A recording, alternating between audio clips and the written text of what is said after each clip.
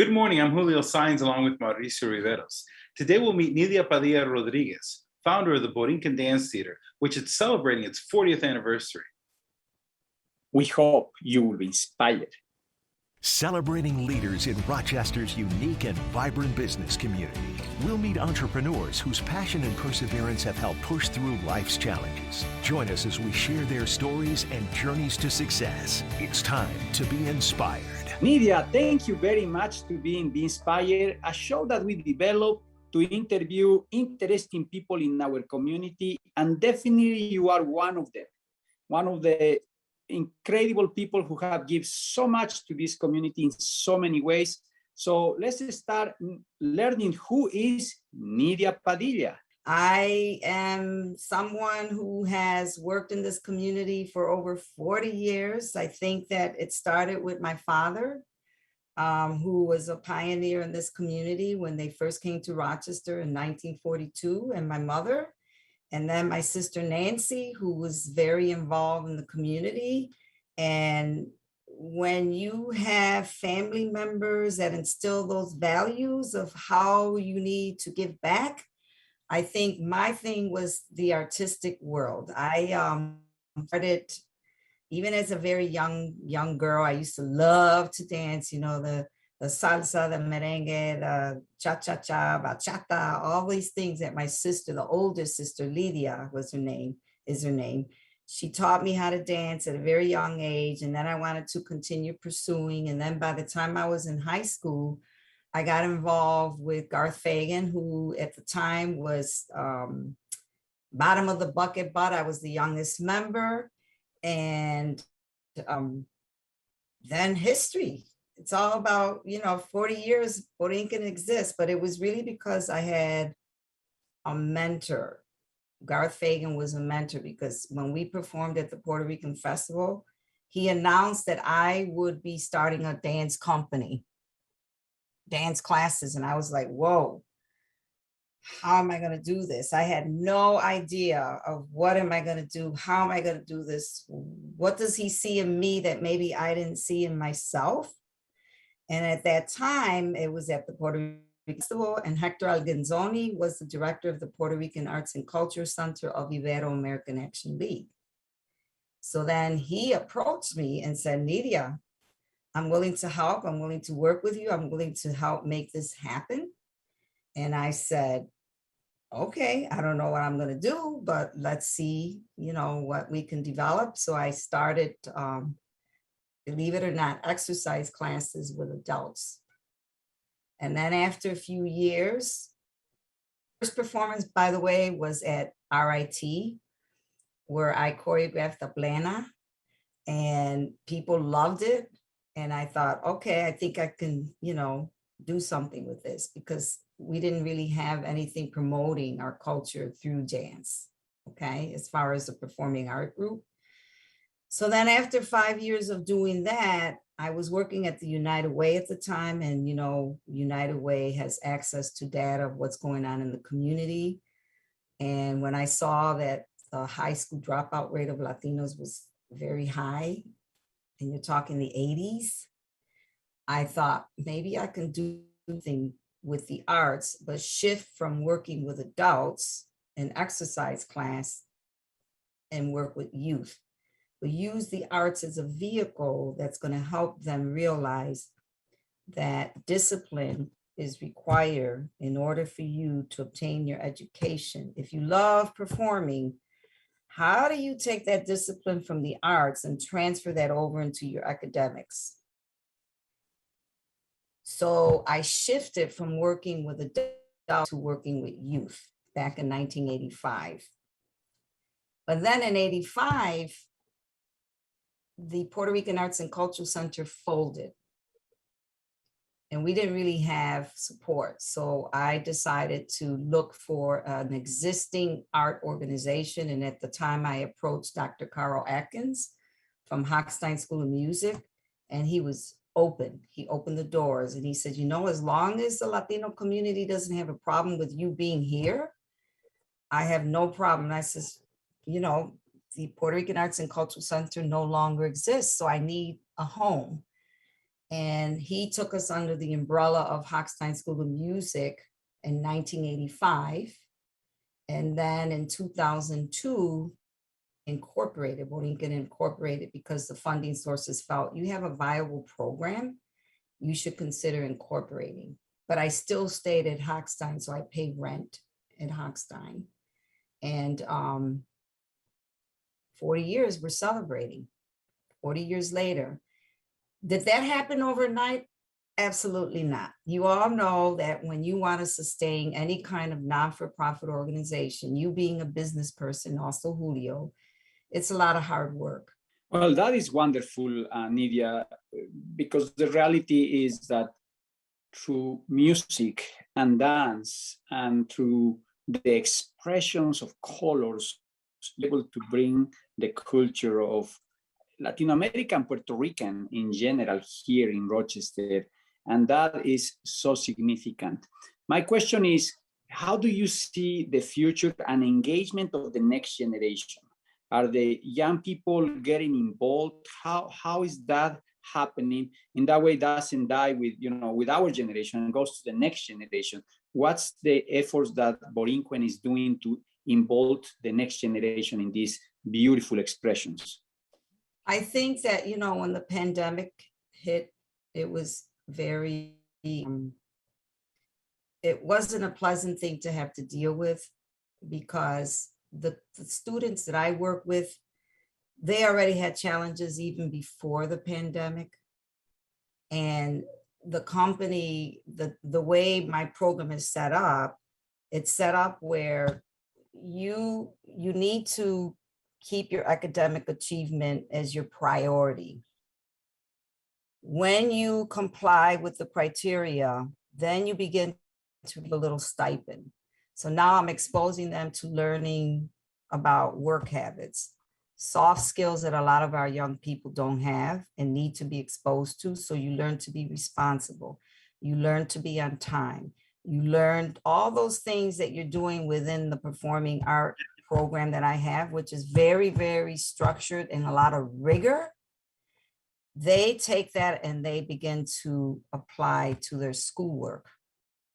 So I want to be able to continue doing that, but I can't do that without funding, without volunteers, without a board, without individual donors, and without partnerships. And of course, my biggest partner is my husband, John Rodriguez, because he's been there with me, and without his support, it would be even more challenging, because he's provided a lot of volunteer hours and input. So we want to be able to continue expanding, right? Even with COVID, we were having some challenges with classes, doing things online, because it was a challenge, but we didn't give up. We continue having some classes online, but then we decided, you know what? I had alumni, by the way, that helped with, let's come up with a video that shows that we haven't given up. And they've had themselves videotaped, whether it was in their bedroom working out with a performance that we didn't get to perform in 2019 because of COVID. Some were in their backyards, some were in their driveway, some were in their kitchen, some were in their living room. But the important thing was the resilience that the young people decided, this is having an impact on us being able to see each other in person. And we're missing out on the rigor that we're so used to. However, we're not going to allow for this challenge to overcome. And that, to me, is something they learned from being part of a structured, rigorous program that was very consistent and persistent. So how do I want to maintain that? I want to continue. That's why we're having this major fundraiser. Whether it's Nydia or not, there's no reason why that infrastructure should not continue, with someone else maybe taking the leadership within the next 5-10 years. The important thing is to continue this type of programming that has proven to be successful. I have alumni that come back to be peer instructors or to serve as mentors. I just had two of them One of them is an entrepreneur now who just started her own pastry business. And she's in Rochester, which, by the way, she just started this. So I want to make sure that we're going to highlight that at our 40th. And we got to promote, because her pastries that she's doing is fabulous. It's just fabulous. And then I had another one who just sent me a text telling me that she just opened a boutique in Maryland, where she lives. Another one who's in Florida, who pursued her medical field and said, not because of the discipline that I acquired while I was with Borinquene, the philosophy that you had, I want to give a scholarship to one of your students that are seniors that are moving on to college, with the understanding that they were able to apply that discipline that I learned when I was with Borinquene. So there's a lot of testimonials that, you know, when the students come back and share what they learned, that makes me realize I can't let this go. So my job within the next 10, 15 years, make sure that that infrastructure is solid. Well, thank you so much, Nydia. We'll be back with more after these messages.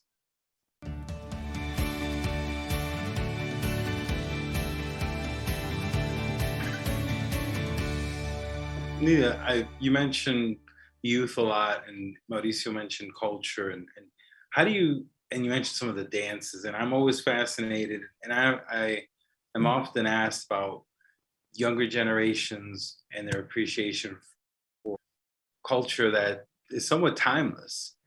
How do you do that? How do you instill a passion and interest in these young folks to learn these dances that are 40, 50, 80, 100? Bomba, how old is Bomba? Bomba and Plena are probably over 100 years old. How do you get them interested in that and keep them interested? I think it's because part of the program is to help them understand, who are we as a people? Why is the name of the group Borinquene? And then we get into, it's the original name of the island of Puerto Rico that a lot of people don't know. A lot of Latinos, a lot of young people, and people who are non-Hispanic, they don't know that that was the original name of the island. And who are the people? The indigenous Taino Arawak. Why do we have Bomba? Well, Bomba is that African influence. We have the African influence, and we should be proud of that. But then we also have the Spanish European influence, and we should be proud of that.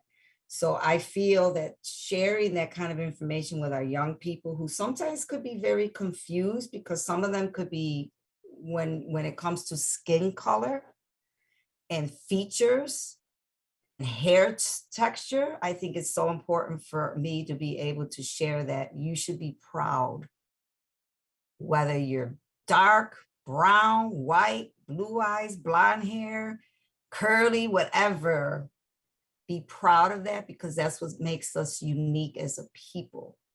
And I think when kids begin to make that connection, that helps them feel even better and build their sense of being and self-esteem, because they're not either being treated right in the school system because of either their skin color or being Latino or Latina or Latinx. And this becomes like a haven for them to begin to build that sense of be proud of who you are. Well, that is wonderful, Nydia. It's so powerful to see that through music and dancing, there are so many lessons and so many aspects of leadership and engagement and respect and working together and an understanding of different backgrounds. What amazing, amazing program.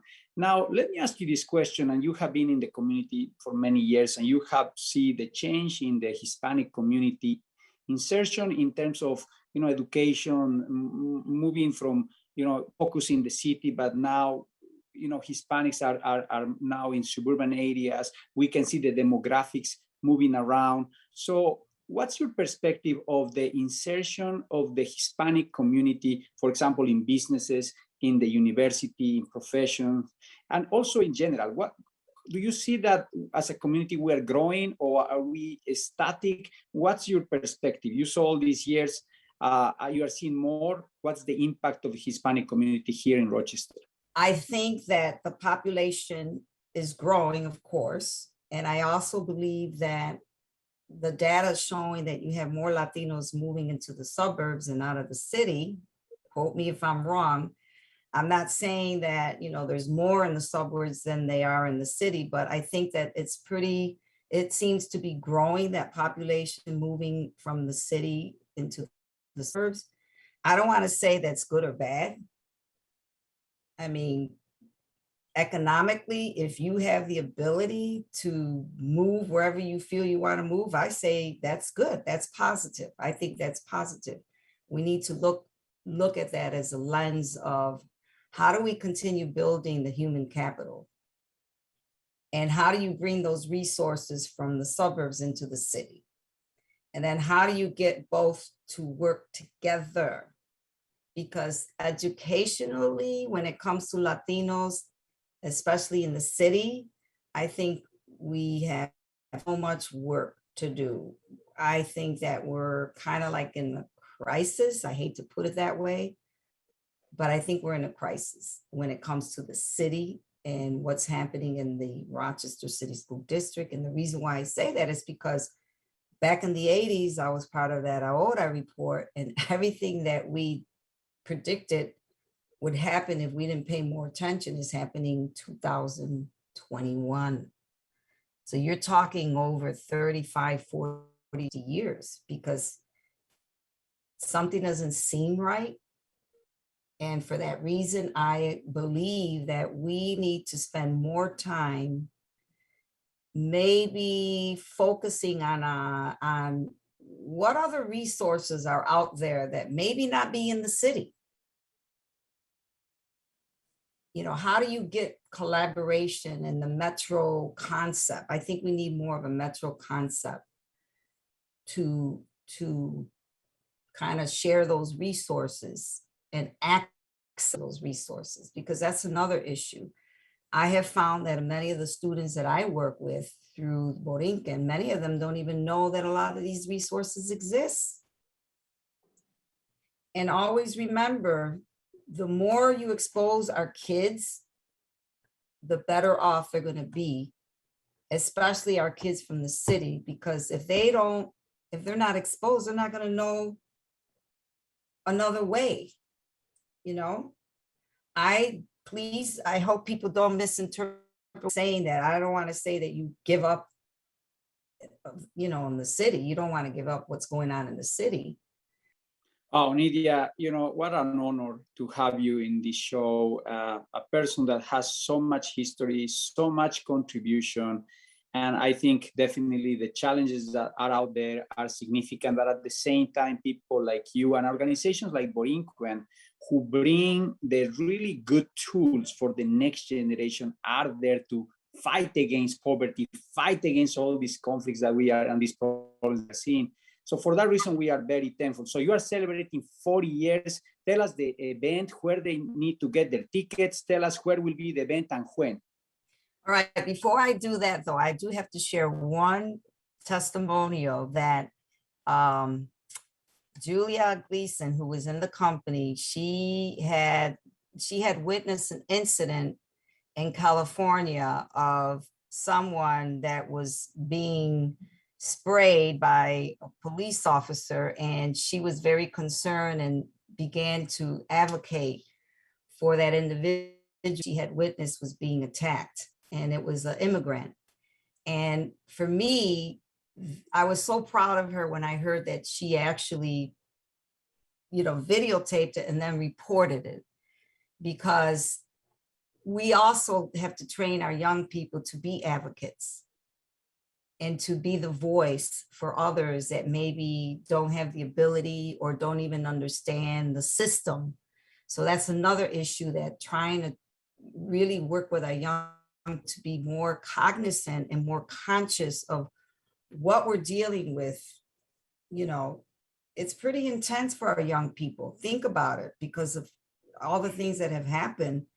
Sometimes they don't understand, but when you sit down and start discussing what I would call like peer sessions, it's so important for them to start making those connections. So I think advocacy is also another piece that is part of our program where, it's constant, like, why do you think it's important for you to register as soon as you are of age? I'm always constantly reminding, are you registered? Why not? You're of age. Do you understand what voting means? That kind of sharing of information, because I think a lot of our young people have been influenced, of course, by social media. And sometimes what they believe is not true because you don't know, what's up. But anyways, November 6th, we are celebrating 40 years Borinquene Dance Theater at the Hero East. If you want to purchase tickets or donate, contact borinquenedance.org. borinquenedance.org, Saturday, November 6th, Hero East program. Doors open at 6 p.m., 6:30 program begins, and it's going to be exciting. We have auction, we have entertainment, we have step and repeat, the students performing, testimonials, videotapes, you name it. So come and join us, please.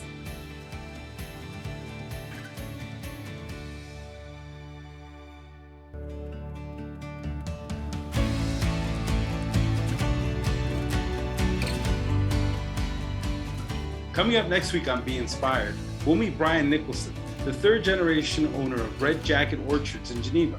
To watch today's episode and the complete interviews of our guests, go to rochesterfirst.com/beinspired. For more great talk with Rochester's entrepreneurs, listen to Bodette 97.1, Saturdays at 9 a.m. For Mauricio Riveros, I'm Julio Saenz. We'll see you next week on Be Inspired.